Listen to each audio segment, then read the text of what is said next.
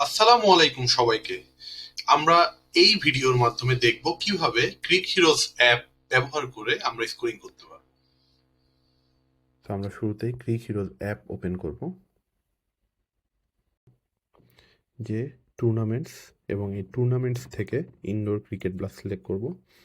এখানে আমরা যদি ম্যাচের ভিতরে যাই, সেক্ষেত্রে আমরা দেখতে পারবো যে কোন কোন ম্যাচগুলো আপকামিং শিডিউল করা আছে। সব ম্যাচ এখানে শিডিউল করা আছে। এরপরে আমরা পাস্টে গেলে দেখব কোন ম্যাচগুলো অলরেডি শেষ হয়ে গেছে এবং লাইভ যেগুলো চলবে সেগুলো দেখা যাবে। তো আপকামিংয়ে যে আমরা যেই ম্যাচের স্কোরিং করব সেটা সিলেক্ট করব। এখানে আমি উদাহরণস্বরূপ প্রথম ম্যাচটা সিলেক্ট করলাম। এখানে আমি স্টার্ট স্কোরিং দিলাম। এখানে আমার প্রথম কাজ হলো এই 3 ডটে ক্লিক করে ম্যাচ রুলসে যাব এবং চেক করব যেন এইগুলো সব অফ করা থাকে, সবগুলো অফ করা থাকে। নিচের যে ওয়াইড নো, এগুলোতে আমরা হাত দিব না। উপরের 3টা ডিসিলেক্ট করা থাকে যেন। পরে ডান দিব। এর পরের কাজ হলো স্কোয়াড সিলেক্ট করা। এক্ষেত্রে দেখাইতেছে স্কোয়াডটা সিলেক্ট আছে, তো নর্মালি হলো এরকম থাকবে। তো আমি অল সিলেক্ট করব।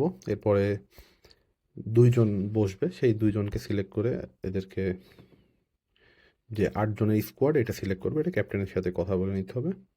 ক্যাপ্টেন সিলেক্ট করব, উইকেট কিপার সিলেক্ট করব, নেক্সট। এরপরে সেকেন্ড টিমেরও সেমভাবে আমরা প্লেয়ার সিলেক্ট করব 8 জন। ক্যাপ্টেন এবং উইকেট কিপার 2 জন সিলেক্ট করব। এরপরে এইখানে আমাদের বাকি সব কিছু ঠিক করা থাকবে। আমরা টসে যাব সরাসরি। যে টিম টসে জিতবে ব্যাটিং অথবা বোলিং নেবে। পরে লেটস প্লে।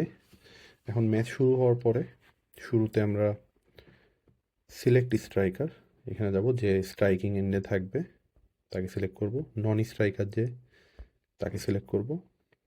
এবং বোলারের যে বোলিংয়ে আসবে তাকে সিলেক্ট করব। এরপরে আমরা স্টার্ট স্কোরিংয়ে দিব।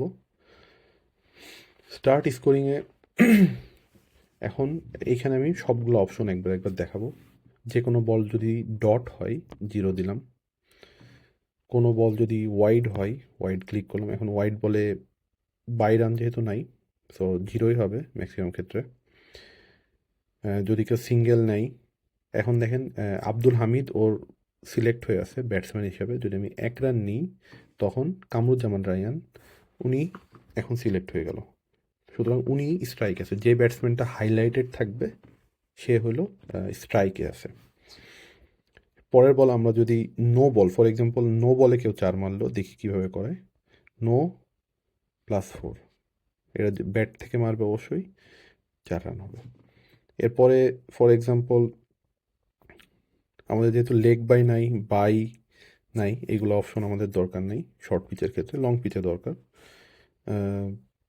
কোনো বলে যদি সিঙ্গেল নিয়ে এরপরে ওটা ওভার থ্রোতে 4 রান হয়, সেক্ষেত্রে অনেক সময় 5 হইতে পারে। তো 5 রান এইভাবে হবে। এবং স্কোরিং করার সময় যদি আমাদের কোনো ভুল হয়, ফর এক্সাম্পল একটা 4 হয়েছে কিন্তু আমি ডট দিয়ে দিছি, তখন কি করব আমরা? আন্ডু করব। আন্ডুতে যে দেখছেন যে ওটা চলে গেছে, পরে যে 4 হয়েছিল সেটা সিলেক্ট করব।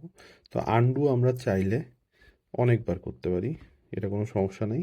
এবং এমনও হতে পারে যে পরের ওভারে যাইতে হবে বা আগের ওভারে যাইতে হবে, আন্ডু আন্ডু করে করে এরপরে আমাদেরকে আহ, যেটা সঠিক সেই স্কোরটা করতে হবে।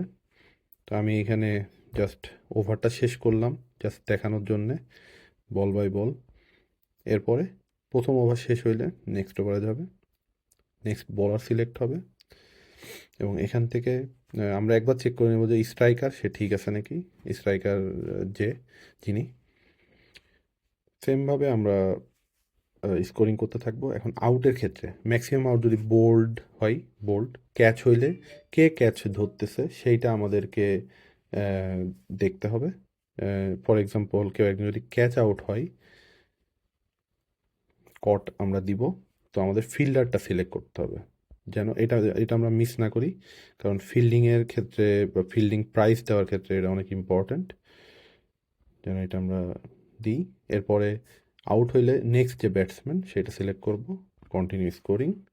এখন এখানে জিজ্ঞাসা করতে পারে কে অন স্ট্রাইকে আছে, তো ক্যাচ আউট হলে অনেক সময় চেঞ্জ হইতে পারে ক্রিজ, সেক্ষেত্রে সিলেক্ট করবো আমরা।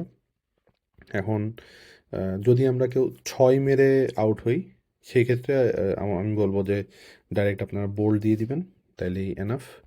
এইভাবে আর কি প্রত্যেকটা স্কোর কন্টিনিউ করবেন, কোনো ভুল হলে আনডু দিবেন। এইভাবে স্কোরিং খুবই ইজি। আর কোনো ইনিংস শেষ হইলে ইনিংস শেষে স্টার্ট নেক্সট ইনিংস এরকম অপশন আসবে, এরপরে খেলা চলতে থাকবে।